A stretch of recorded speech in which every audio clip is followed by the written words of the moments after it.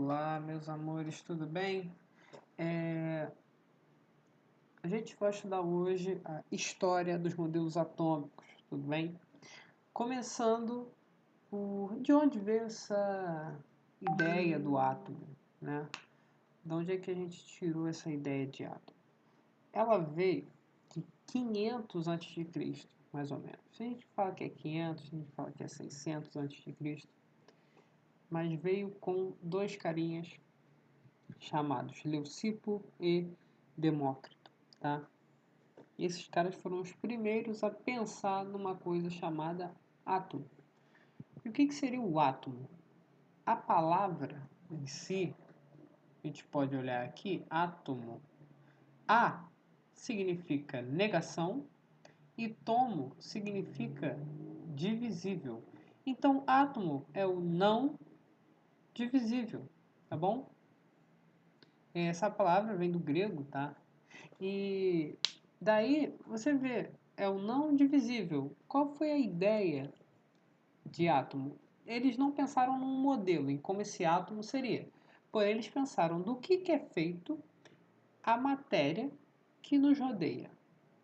Aí ele pensou assim, bem, se eu pegar um pedaço de qualquer coisa, temos aqui um pedaço, e dividir ele no meio, e dividir, e cortar, e dividir, e dividir, dividir, dividir, dividir, vai chegar uma hora a qual eu não consigo mais dividir, tá? Eu vou dividir infinitas vezes até que uma hora eu não consiga mais dividir, tá? Isso existe apenas no plano das ideias, tudo bem, gente? Não é literalmente até onde você consegue dividir, mas é uma ideia, tá? Que você divida aquela matéria várias e várias vezes até chegar uma hora que nada consegue se dividir aquilo, que aquilo não se divide mais. Então, aquilo ali é a parte da matéria que é não divisível. Então, a gente chama isso de átomo, tudo bem? Leucipo e Demócrito foram os primeiros a pensar nisso, ok? Isso em 600 a.C.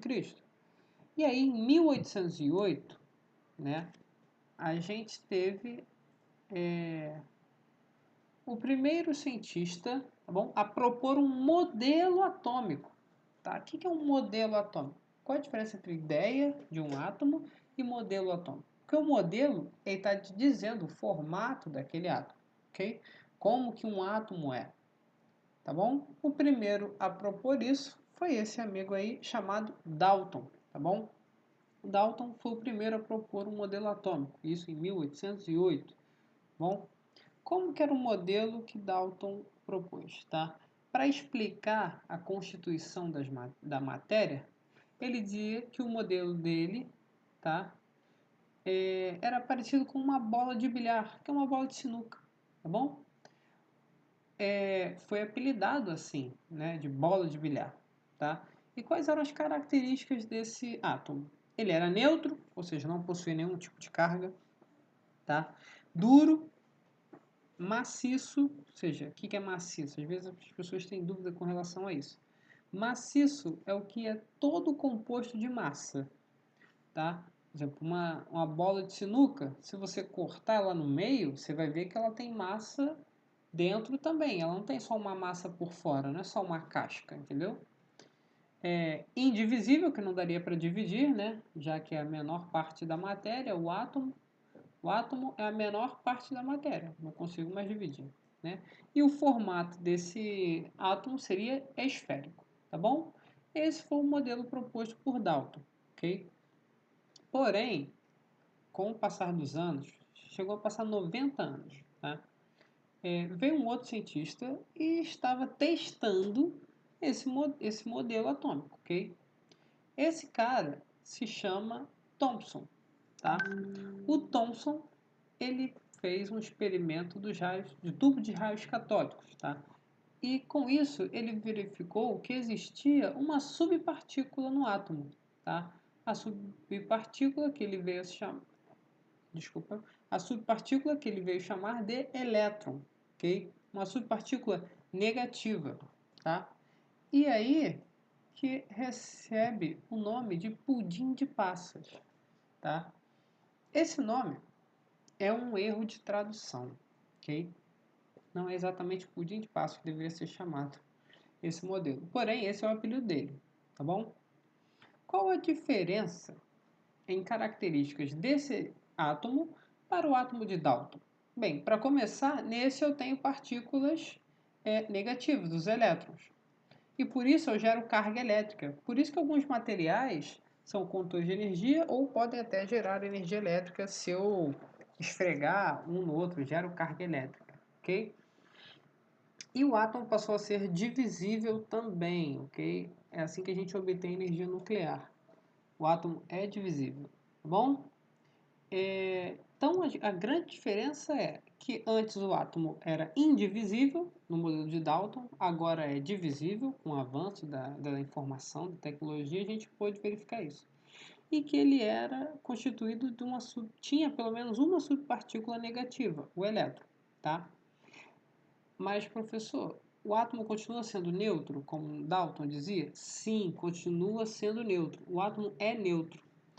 Bem, mas se eu tenho uma partícula negativa, por que o meu átomo não é negativo? E aí Thomson explicou da seguinte maneira. Os elétrons estão encrustados, ou seja, estão fincados, estão presos numa massa positiva, tá?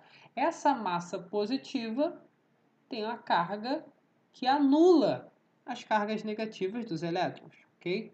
Então, a mesma quantidade de elétrons, mesma carga negativa que os elétrons estão gerando, a massa positiva em que eles estão anula essa carga negativa, ok? Porque essa massa é positiva. A gente pode ver aqui pelo desenho que eu tenho bolinhas negativas representando os elétrons e essa parte laranja positiva aqui, ok? E aí, depois de um tempo, um cientista descobriu que o átomo possui a massa concentrada numa coisa que ele chamou de núcleo, tá? O nome dele é Rutherford. Rutherford chegou e falou isso. O átomo possui a massa concentrada no núcleo. Só falou sem provar nada? Não. Ele concluiu isso a partir de um experimento dele, tá? Em que ele bombardeava uma folha de ouro, tá? Com partículas radioativas. Esse experimento aqui, tá? Você tem uma fonte de partículas alfas, um átomo radioativo, um elemento radioativo, alguma coisa assim, tá? E essas partículas vão em direção a uma lâmina de ouro. Era uma folha de ouro muito, muito fina, tá? E em volta dela, você tinha o quê? Um detector de partículas, feito de sulfeto de zinco, tá? Que era para saber se essas partículas alfa iam passar pela folha de ouro, iam voltar ou iam sofrer um desvio, para saber para onde elas iam. Com o modelo de átomo que a gente conhecia até então, que era o modelo de Thomson, o correto era acontecer era o quê? Eu jogar uma partícula alfa na folha de ouro, tá? Ela bater e voltar. Por quê? A partícula alfa, ela é uma partícula. Se uma partícula possui massa, ok? Ela possui uma massa. E ela vai bater numa folha de ouro, num átomo de ouro. O átomo de ouro também possui massa. Então, o que deveria acontecer é que uma massa, ao bater na outra, fosse voltar, ok? Fosse bater e voltar. Porém, a maioria dos raios, né, das partículas alfas, atravessaram a folha de ouro, ok? Atravessaram a folha de ouro. Então, quando ele acabou de ver os testes, ele viu que a maioria das marcas estava atrás da folha de ouro. Como que uma partícula com massa atravessou uma folha de ouro que também possui massa, né? Essas partículas são bem pequenas. Então, como que ele tentou explicar isso? Ele montou esse esquema aqui, tá? Onde aqui, cada bolinha dessa, tá? Bolinha amarela, é um átomo de ouro, ok? É um átomo de ouro. E a bolinha mais escurinha no meio, mais preta, é o núcleo do átomo de ouro. Aqui faltou um ozinho. Núcleo do átomo de ouro, ok? E aí todos são átomos de ouro com seus núcleos aqui, tá? E o vermelho são as partículas alfa. Vocês podem ver que a maioria aqui é espaço entre os átomos, não tem massa, porque a massa está concentrada no núcleo. Então era muito mais fácil a partícula alfa passar ou só desviar em alguma coisa do que bater exatamente no núcleo e voltar, ok?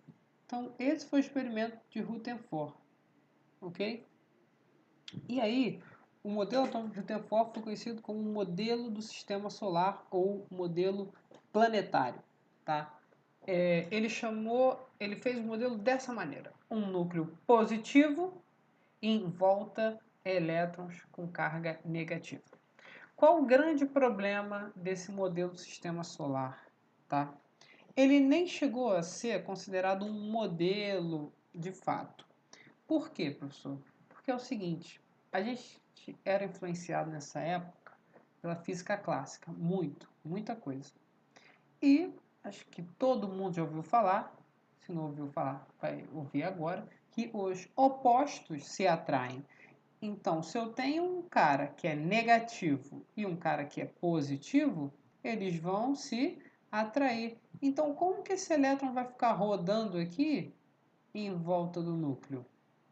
Ele vai rodar, vai chegar uma hora que ele vai ser atraído pelo núcleo, vai perdendo força até que bate no núcleo. Então, esse sistema aqui, esse modelo do sistema solar, ele entraria em colapso, tá? Ele não é viável, ele não é teoricamente funcional. Então, não havia uma explicação ainda concreta para o experimento de Rutherford, tá? Então, esse cara aqui, Bohr, foi o responsável por aprimorar, digamos assim, o modelo de Rutherford, tá bom?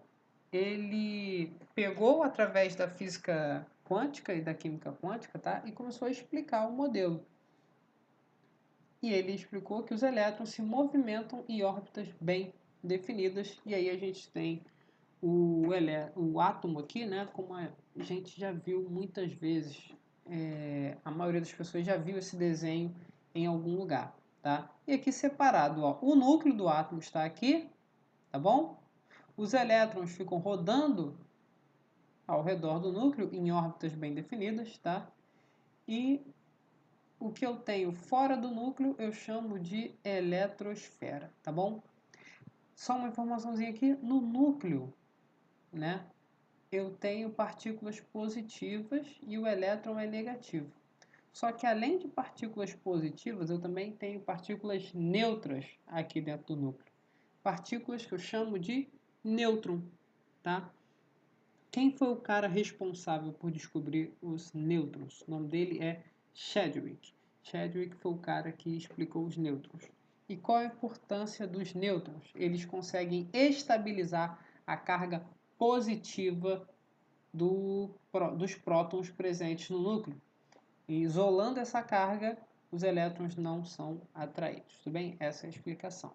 Tudo bem, galera?